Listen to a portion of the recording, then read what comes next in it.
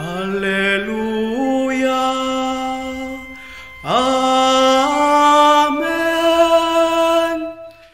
Alléluia.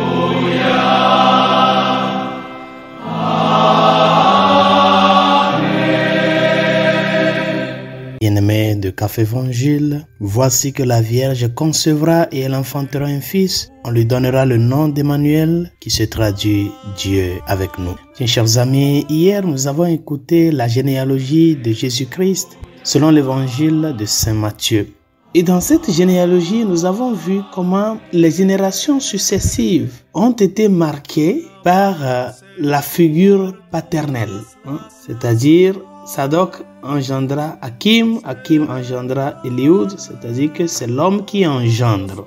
Mais quand la généalogie est arrivée au niveau du Christ, premièrement au niveau de Joseph, l'évangéliste nous dit que Jacob engendra Joseph, l'époux de Marie, de laquelle fut engendré Jésus que l'on appelle Christ. L'évangile ne dit pas que c'est Joseph qui a engendré Jésus.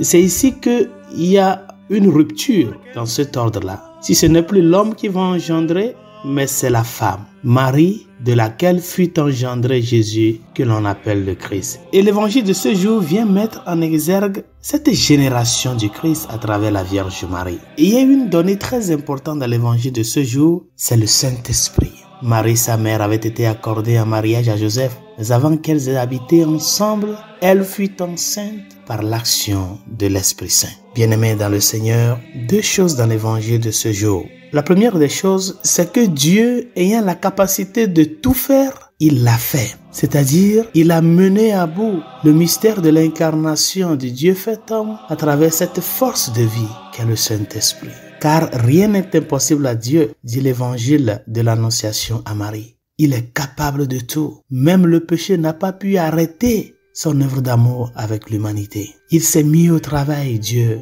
pour nous racheter à travers le précieux sang de son Fils unique, fait homme en la Vierge Marie. Dieu, qui pouvant le faire tout, l'a fait pour ton amour. Et la deuxième des choses, chers amis, c'est la docilité de Joseph à la volonté de Dieu. Si Dieu, qui pouvant le faire tout, a provoqué l'œuvre de notre salut à travers cette action de l'Esprit Saint sur la Vierge Marie, qui est devenue enceinte du Sauveur, si Dieu pouvant le faire, l'a fait pour notre humanité, pour notre salut, pour notre bien, pour changer notre histoire, cette histoire d'obscurité, cette histoire de désespoir en histoire d'espérance, qu'est-ce que l'homme doit faire? Entrer dans cette volonté de Dieu. C'est ce que Saint Joseph nous enseigne aujourd'hui, être docile à Dieu. Quand il se réveilla, ce que l'ange l'a dit, il l'a fait en prenant Marie, son épouse, avec lui. Chers amis, plusieurs fois, nous avons notre projet de vie, nos plans de vie, et nous voulons que les choses marchent telles que nous l'avons planifié. Mais certaines fois, ça ne marche pas comme ça. Et si ça ne marche pas comme ça, des fois, nous nous mettons furieux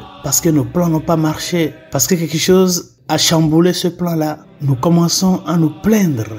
Mon frère, ma soeur, seul le Seigneur sait le pourquoi ce projet que tu avais, ce plan que tu as tracé n'a pas abouti. Peut-être il a quelque chose de mieux planifié pour toi. Même si tu l'as voulu à ta manière et que ça n'a pas marché, apprends à être docile à la volonté de Dieu. Seigneur, apprends-moi à découvrir ta route, à marcher selon ta volonté. Je ne sais pas le pourquoi, mais je me confie à toi. Il le connaît tout, il le sait tout. Ce projet de mariage que tu as, ce projet de voyage que tu as, ce projet d'entreprise, d'entrepreneuriat que tu as, et à un moment donné quelque chose a chamboulé ce projet, ne baisse pas les bras. Mais surtout, ne condamne pas Dieu. Ne te mets pas furieux contre Dieu de t'avoir laissé. Demande-le plutôt de t'aider à accepter son plan dans ta vie, afin que lui qui nous a créés pour le bonheur et le bien, dans cette docilité à sa volonté, qu'il puisse t'aider à parvenir au bon port. Amen. Bonne journée, Dieu vous bénisse.